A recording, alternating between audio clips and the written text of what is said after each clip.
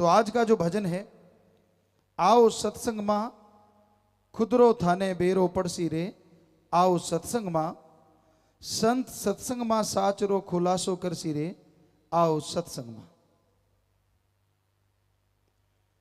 सत्संग, जैसा इंसान संग करता है वैसा रंग लाजमी चढ़ता है। जैसा करो संग वैसा चढ़े रंग।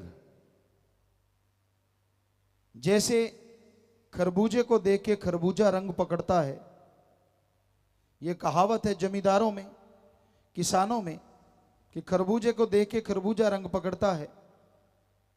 उसी तरह इंसान जैसा संग करता है, जैसी सोहबत करता है, वैसा उसके ऊपर असर लाजमी होता है।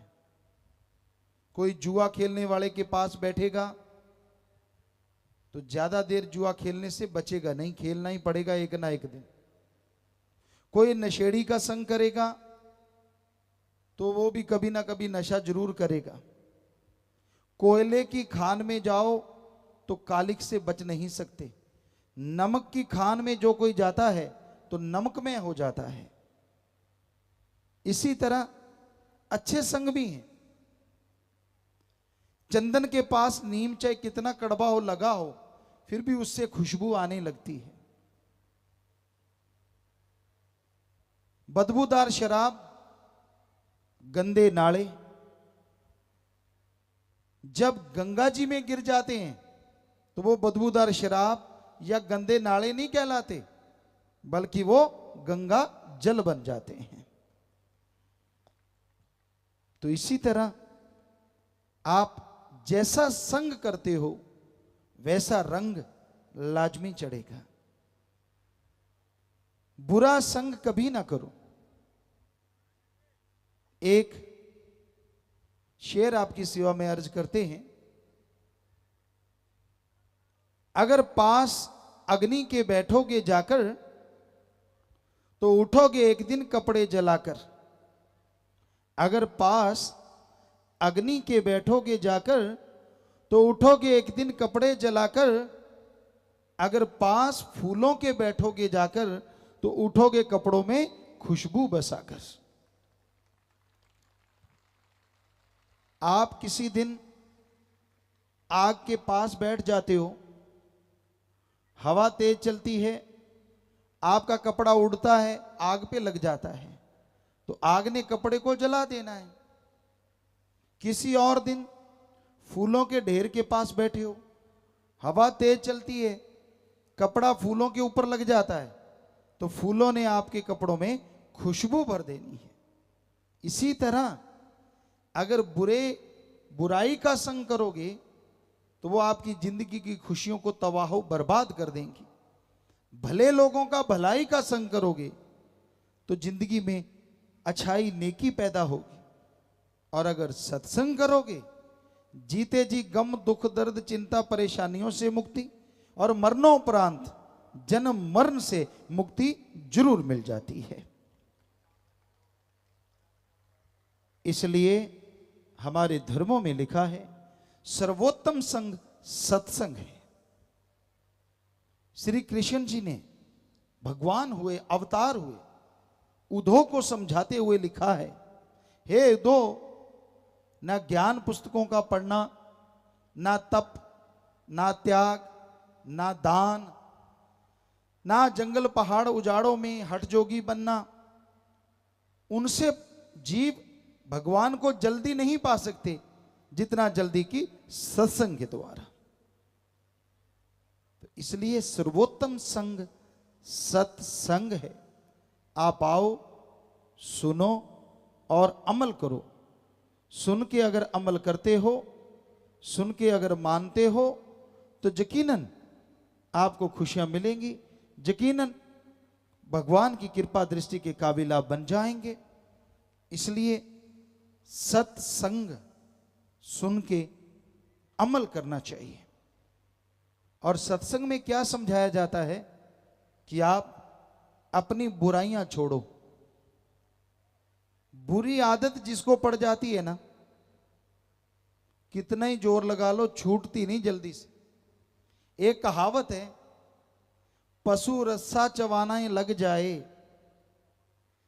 चाहे उसको बिनोला डालो, चने डालो, वो अच्छे नहीं लगेंगे, वो रस्सा चबाएगा ही चबाएगा। वैसे ही आदमी की आदतें हैं, जैसी आदत पड़ गई, अगर बुरी आदत पड़ गई, गलत आदत पड़ गई, मेवे मिठाइयां कितनी खिला दो, वो गंदगी में मुंह मारेगा ही मारेगा। कबीर जी ने लिखा है, चोर जुआरी क्या बदलेंगे ये तो माया के मजदूर, चोर जुआरी क्या बदलेंगे ये तो माया के मजदूर, मना रे तेरी आदत ने कोई बदलेगा हरि जन सूर। अब सारा दिन लोभ लालच में उसकी जेब काट लूं, उसकी जेब काट लूं, ठगी मारूं, बेईमानी करूं, उसकी डौल ढा के अपनी जमीन बढ़ा लूं, उसका प्लाट छीन के अपनी जगह ज्यादा कर लूं।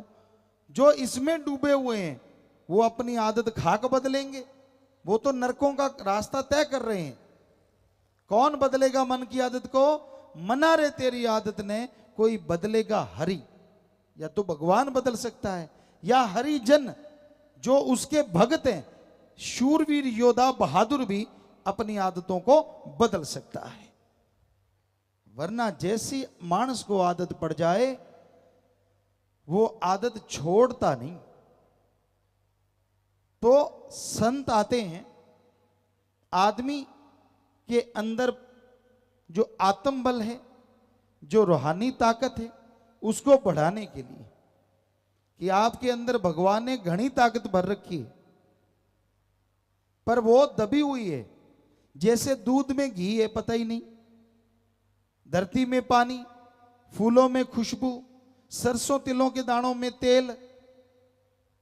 पर ये जब ज्ञान हो जाए कि ऐसे जाग लगाने से दूध जम जाएगा, उसको बिलोएंगे तो मक्खन आएगा, गर्म करेंगे तो छाछ अलग और घी अलग हो जाएगा, तो घी मिल गया।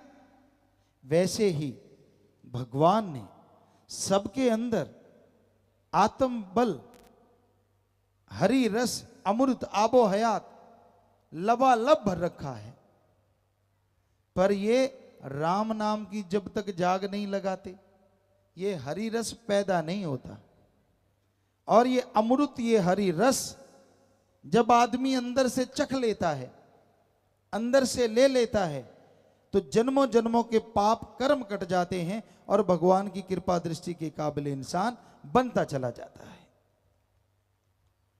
तो सत्संग में आओ, सुनो और अमल करो, तो भाई आपके जो बिगड़े काम हैं वो संवर जाएंगे, जो बुराइयां हैं वो आपकी धीरे धीरे दूर हो जाएंगी। और जैसे जैसे आपके अंदर से बुराइयां दूर होंगी, जैसे जैसे आप पवित्र होंगे, वैसे वैसे भगवान के नूरी स्वरूप के दर्शन होने शुरू हो जाएंगे। और भगवान के दर्शन से क्या होता है? उसकी कृपा दृष्टि मिलती है, उसकी दया में रहमत मिलती है, और इंसान अंदर बाहर से खुशियों से माला माल हो जाता है। तो आपसे यही प्रार्थना है, यही विनती है कि आप सत्संग पूरा सुनो और अमल करो। यकीन मानो, आपके अंदर की बेचैनियां, आपके अंदर के गम, दुख, दर्द, चिंताएं धीरे धीरे दूर होती जाएंगी और आप मालिक की कृपा दृष्टि के काबिल बनते जाएंगे, लायक बनते जाएंगे। तो संतों का काम जीवों को बताना है, जीवों को समझाना है। जो मान ले उसका भला होता है, और जो नहीं मानता, संत तो भला ही मांगते हैं, पर हर किसी को अपने कर्मों का फल भोगना पड़ता है। आपकी जगह पे आपके माता पिता, बहन भाई, बेटा, पति पत्नी कोई कर्म नहीं उठा सकता। कर्म कोई आपके काट सकता है तो राम का नाम। संत, पीर, फकीर वो भगवान से प्रार्थना करके, विनती दुआ करके आपके कर्मों का बोझ हल्का करवा सकते हैं। वरना जैसा बोओगे वैसा काटोगे। अगर बबुल का पेड़ बीजते हो तो उस पे आम नहीं लगते, तो भाई उसमें तो बड़ी सूड़े आएंगी। कर्म अगर खोटे करते हो, बुरे करते हो, तो आने वाला टाइम, आने वाला समय आपके लिए बुरा होगा ही होगा। इसलिए बुरे कर्म ना करो। कई आदमी कहते हैं हमने तो बुरा कर्म किया ही नहीं, हमने तो खोटा कर्म किया ही नहीं, फिर भी दुखी हैं, फिर भी परेशान हैं। उसका कारण है संचित कर्म, जन्मों जन्मों के इकट्ठे हुए पाप कर्म जो इस शरीर को भोगने पड़ते हैं। और इस शरीर में जब वो कर्म भोगने पड़ते हैं तो आपकी की गई मेहनत खाक हो जाती है। जो गांव में कहा जाता है मैं सोने को हाथ डालूं तो राख हो जाता है, वो पाप कर्मों की वजह से है। और संचित पाप कर्म कटते हैं भगवान के नाम से।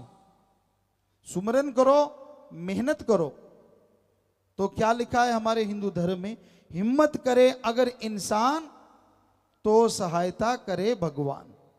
इस्लाम धर्म में हिम्मते मर्दा मद दे खुदा, बोली का फर्क कि आप हिम्मत करो, भगवान मालिक आपकी मदद जरूर करेंगे। तो हिम्मत करना, मेहनत करना, इंसान को भगवान ने ताकत दी है। तो आप हिम्मत कीजिए, अच्छे कर्म कीजिए,